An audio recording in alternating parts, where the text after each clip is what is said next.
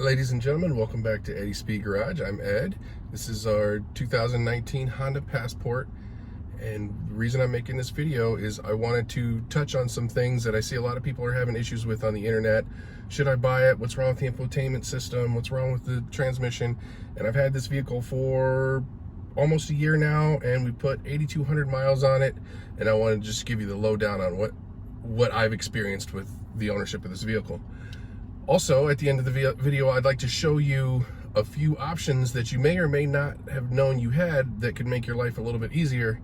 And before we get started, I'd like to say thank you to all my subscribers. We've hit that 1,000 subscriber mark and we're still climbing, so I appreciate you guys subscribing and liking the videos. So let's go. All right, so first off, what I want to say is it's been a pleasure owning this vehicle.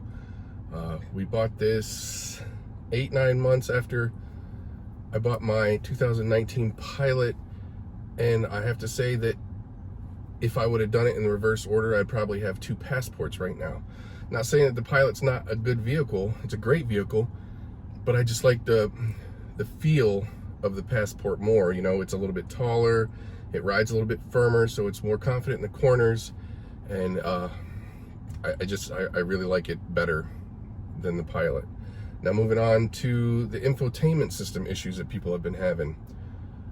The only thing I've experienced in both of these cars, and by the way, they're both 2019 EXLs, is every once in a while on startup, the radio didn't fulfill its startup process, I guess.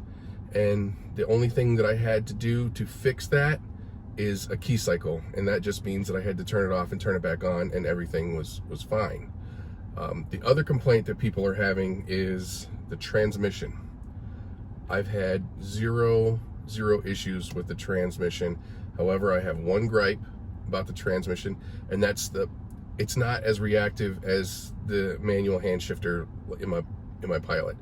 So what I mean is you put it in reverse, you wait a couple seconds. You put it in drive, you wait a couple seconds. In the Pilot, it's just now you go.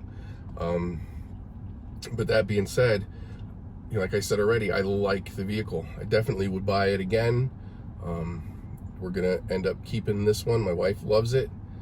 I've done a few things to it. I've added the step bars, the mud flaps, the hood, low profile hood protector on here, which doesn't do much for, you know, bug deflecting. It's just there to protect the front of the hood. I have the high profile on my Pilot, and I think I like that one better because it does both. You know, it deflects the bugs, the debris, and it protects the front of the hood as well.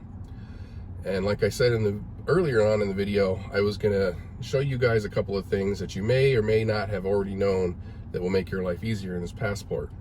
And number one, we can do from inside the vehicle. I want to tell you that when you stop and you're going to get out of your car, you don't have to put it into park. If you have the push button gear selector, you can just turn the car off and it will automatically put it into park for you.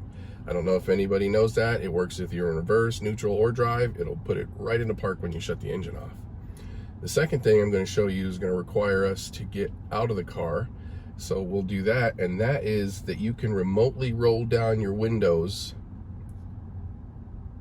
from your key fob without even touching the car. And let's get to showing you that.